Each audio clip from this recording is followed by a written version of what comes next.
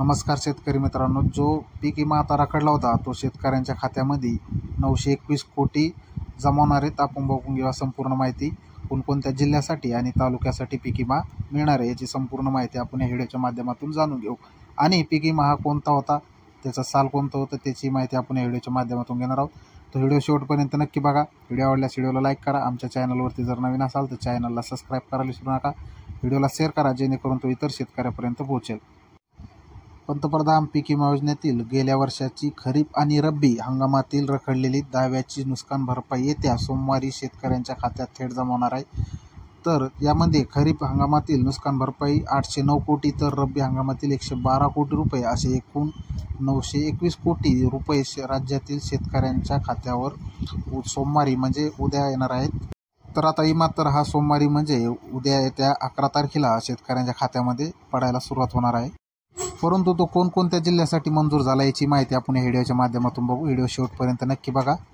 तर यापूर्वी पीक विम्याची नुकसान भरपाई कंपनीकडून त्या वेळेत थेट शेतकऱ्यांच्या खात्यात जमा करण्यात येत होती। मात्र पीएम किसान सन्मान निधी वाटपाच्या धर्तीवर सोमवारी प्रथमच नुकसान भरपाईचे वाटप होणार आहेत। पंतप्रधान नरेंद्र मोदी हे यांच्या शुभ हस्ते करतील। त्यानंतर शेतकऱ्यांना सलग खात्यात डीबीटीद्वारे भरपाईची रक्कम जमा केली जाईल।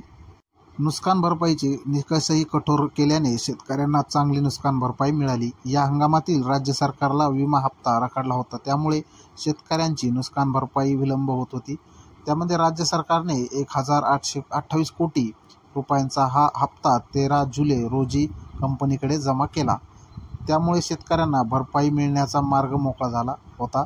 या हंगामात 95,65,000 अर्जदार शेतकऱ्यांना 4,397 कोटी रुपयाची नुकसान भरपाई देण्यात येणार होती। त्यापैकी 80,40,000 शेतकऱ्यांना 3,588 कोटी शेतकऱ्यांच्या भरपाईची वाटप करण्यात आले होते। तर 15,25,000 शेतकऱ्यांना 809 कोटी रुपयांची भरपाईची वाटप झाले नव्हते। तर राहिलेल्या शेतकऱ्यांना 809 कोटी हे उद्या म्हणजे दिनांक 11 ऑगस्ट रोजी शेतकऱ्यांच्या खात्यात विमा हा डायरेक्ट डेबिटीद्वारे जमा होईल।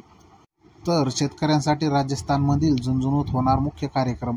केंद्र सरकारच्या निर्देशानुसार आता ही एकूण 921 कोटी रुपयांची नुकसान भरपाई सोमवारी शेतकऱ्यांच्या खात्यात डीबीटीने जमा केली जाणार आहे।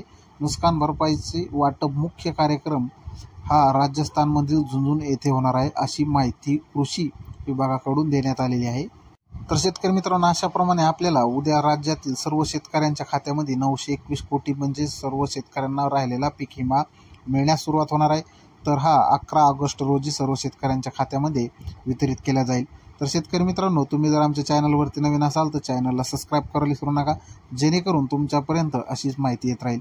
व्हिडिओ आवडल्यास व्हिडिओला लाईक करा आणि शेअर करायला विसरू नका। व्हिडिओ शेवटपर्यंत बघितल्याबद्दल तुमचे खूप खूप धन्यवाद। जय जवान, जय किसान, जय महाराष्ट्र।